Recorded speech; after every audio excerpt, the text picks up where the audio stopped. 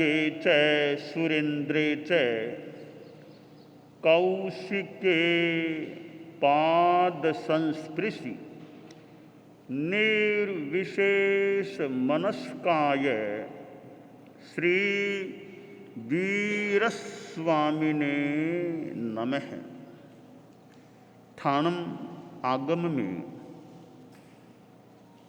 अष्टगणी संपदाओं का उल्लेख है। गणी यानी आचार्य की 8 संपदाएं होती हैं, होनी चाहिए, हो तो अच्छा रहे। पहली संपदा आचार संपदा, संयम की समृद्धि की संपदा। दूसरी संपदा है श्रुत संपदा। श्रुत आचार्य के पास ज्ञान की संपदा होनी चाहिए। अच्छा रहे कि आचार्य बहुश्रुत हो, बहुश्रुत, जिसके पास अनेक प्रकार का, अनेक विषयों का ज्ञान हो। आगम की बात, तत्वज्ञान की बात, कुछ इतिहास की बात, ऐसे अनेक प्रकार का ज्ञान आचार्य के पास हो तो प्रवचन करने में भी सुविधा रहेगी, बताने में सुविधा रहेगी, प्रश्नों का उत्तर देने में सुविधा रहेगी।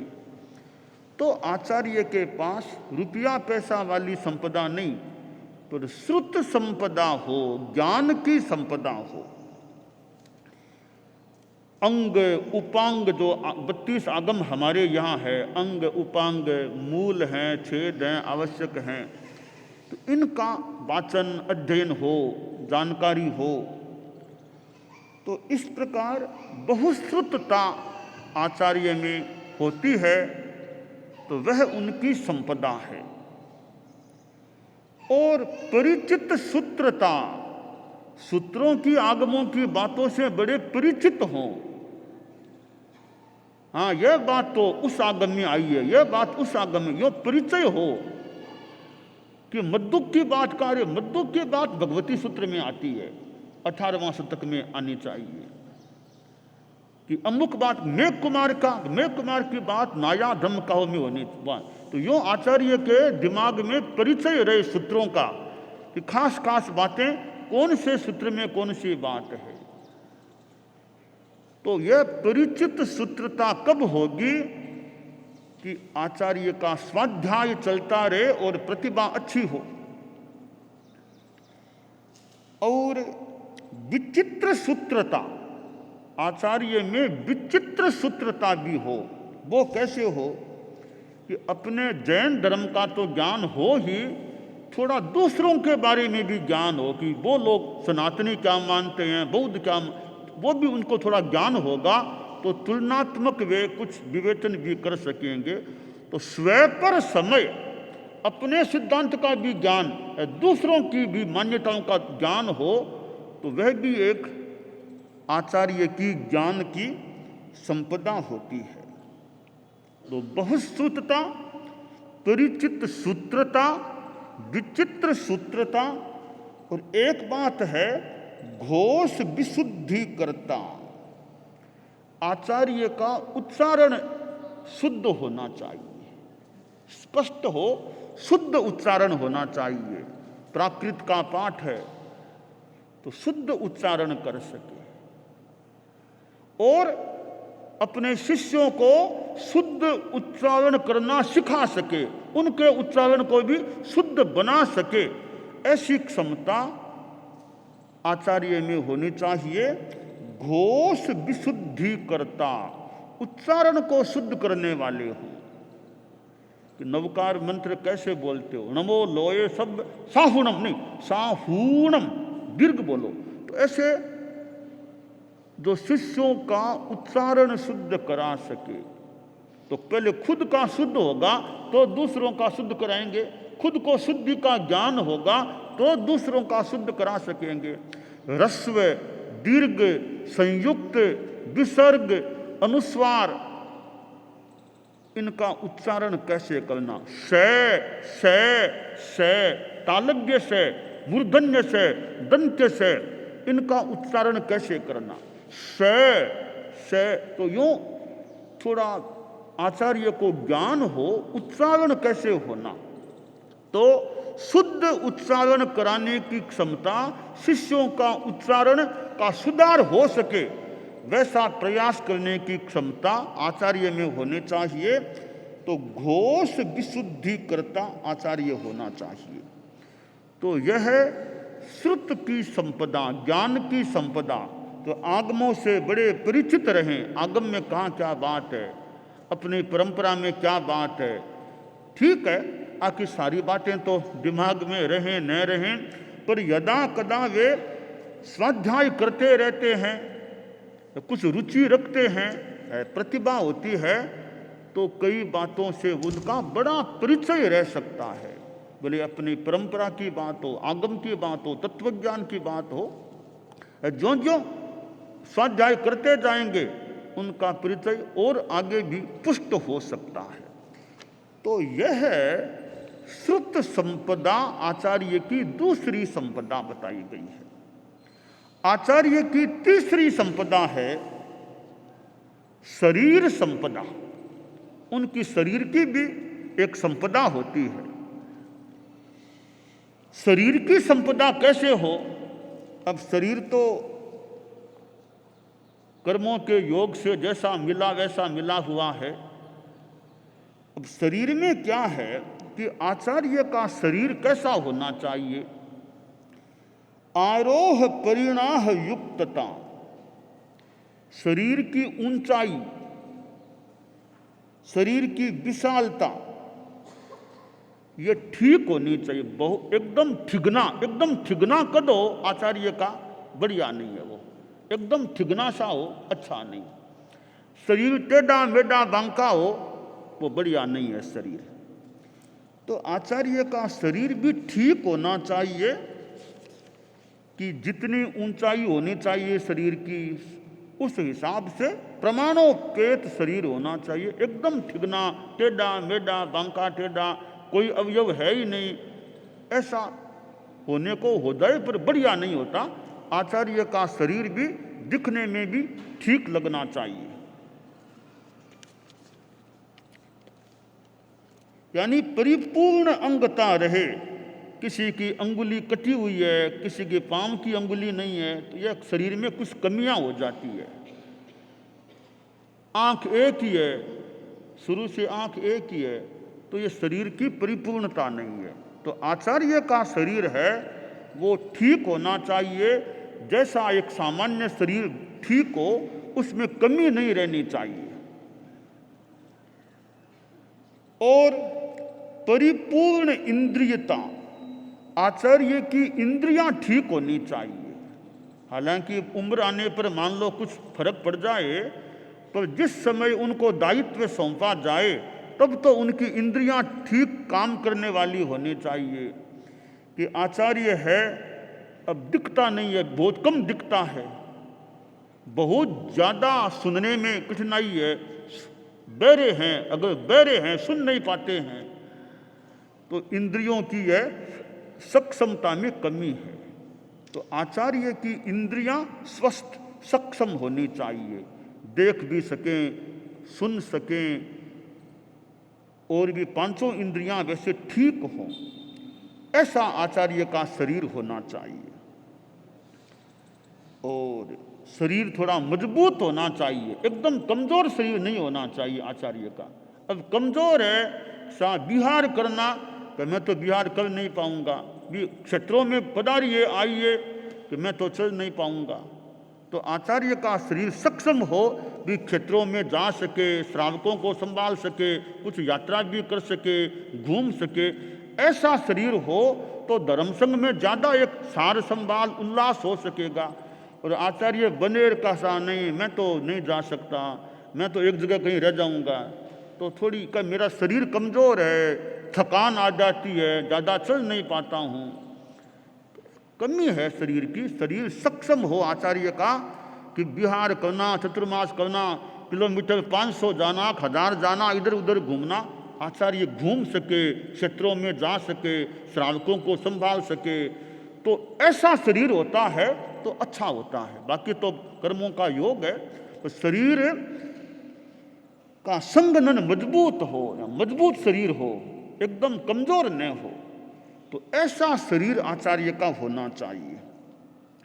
तो यह है यानी आचार्य के शरीर की सक्षमता रहनी चाहिए। यह एक संपदा होती है। थोड़ी एकदम खराब भी नहीं होना चाहिए, शरीर बेहुदा भी नहीं होना चाहिए। आचार्य बैठे हैं, कोई देखे कि इनके तो नाक कैसी है, आंख कैसी है, ऐसा नहीं लगे भी आचार्य बैठे हैं ठीक लग रहे हैं। ऐसे तो बहुत बढ़िया न भी हो, पर एकदम खराब आकृति भी आचार्य की न हो। अब नाक टेढ़ी है, आंख एक ही है, हाथ पूरा है ही नहीं, तो इतना बढ़िया शरीर नहीं होता। तो दिखने में भी ठीक ठीक अच्छा लगे, शरीर सक्षम भी हो, यह ऐसा शरीर आचार्य का हो, एक शरीर की संपदा होती है वह। चौथी संपदा बताई है आचार्य की वचन संपदा, वाणी की संपदा होनी चाहिए। कि आचार्य का वचन कैसा हो, वचन कौशल होना चाहिए, कि आदेय वचनता हो, कि उनका इतना प्रभाव हो कि कोई बात कह दी तो शिष्य मान ले, श्रावक भी मान ले, भी कहा आचार्य ने कहा है ठीक है, उनकी बात को मान ले, ऐसा प्रभाव उनकी वाणी में सामान्य रूप में होना चाहिए।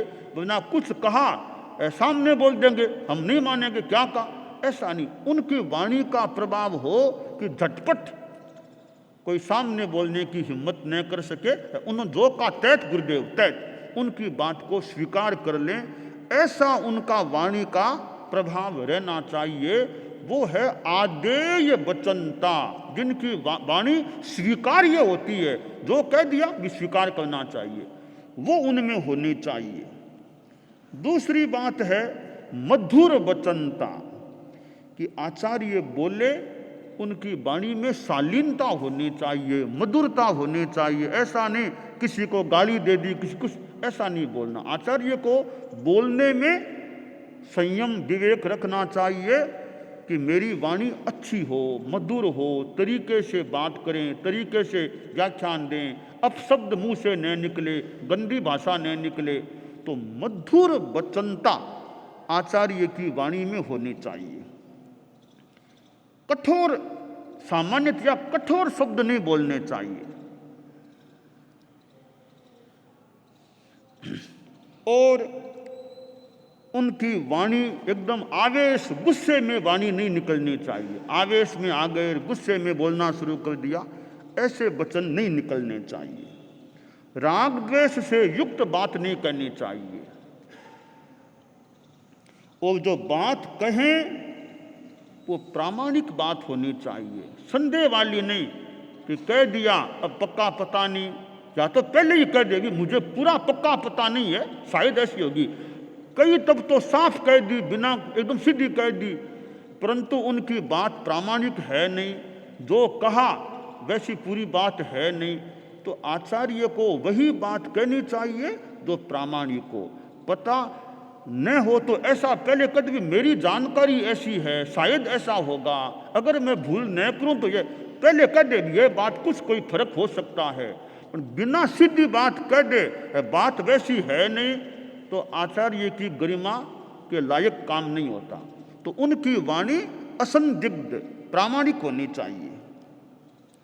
तो इस प्रकार वचन कौशल, और इसके साथ हम देखें कि वो प्रवचन कर सके, व्याख्यान भी दे सके। कि आचार्य बने मैं तो व्याख्यान नहीं दे पाऊंगा, क्यों कि मैं थकान आ जाती है थोड़ा बोलने से, बोल नहीं पाऊंगा, बखान नहीं, तो ये एक कमी की बात हो सके। आचार्य को प्रवचन भी कर सके, भाषण दे सके, अपने समाज में एक दूसरे समाज में कोई भाषण भी दे सके, प्रवचन दे सके, वह भी उनमें संपदा होनी चाहिए।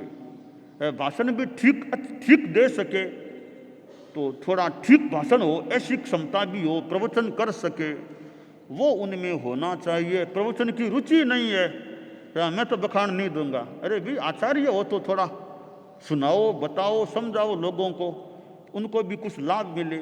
तो वचन कौशल, आचार्य में वचन का कौशल होना चाहिए, उनका भाषण भी ठीक होना चाहिए। भाषा, व्याकरण की बातें, व्याकरण के नियमों से प्रतिकूल वाणी आ रही है, कहाँ है बोलना, कहाँ है बोलना, कहाँ बहुवचन, कहाँ एक वचन, यह ज्ञान ही नहीं है। ऐसे ही तो उनकी वचन की जो प्रक्रिया है वो अच्छी हो, व्याकरण संबंधी विशेष गलती न आए भाषण में, और वाणी बोले तो लोग समझ सकें। इतना जल्दी बोलते हैं कि श्रोता पूरी बात को अच्छी तरह पकड़ नहीं पाते हैं, इतना जल्दी बोल देते हैं। तो उनका वचन भी अच्छा होना चाहिए, वचन की संपदा ठीक हो। आचार्य की 5वीं संपदा बताई गई है वाचना संपदा। वाचना वो थी वचन, अब यह वाचना संपदा कि अध्यापन पटुता, पढ़ाने की क्षमता होनी चाहिए, वो पढ़ा सके, क्लास ले सके, बंचा सके, वो पटुता, निपुणता भी उनमें होनी चाहिए कि पढ़ाने में यह ध्यान दे कि मेरे शिष्य जो मेरे सामने विद्यार्थी रूप में हैं उनका स्तर कैसा है। उनके स्तर को देख करके, एकदम बच्चा बाल मुनि है उसको क्या पढ़ाना, थोड़े आगम पढ़े हुए को कैसे पढ़ाना, क्या बताना। तो शिष्यों के स्तर को देख करके वाचना देनी चाहिए कि मेरे सामने विद्यार्थी कैसे हैं, बहुत प्रौढ़ पढ़े हुए विद्यार्थी हैं, उनके सामने कैसे बात रखूं, एकदम छोटे बच्चे हैं, छोटे मुनि हैं, उनको कैसे पढ़ाना।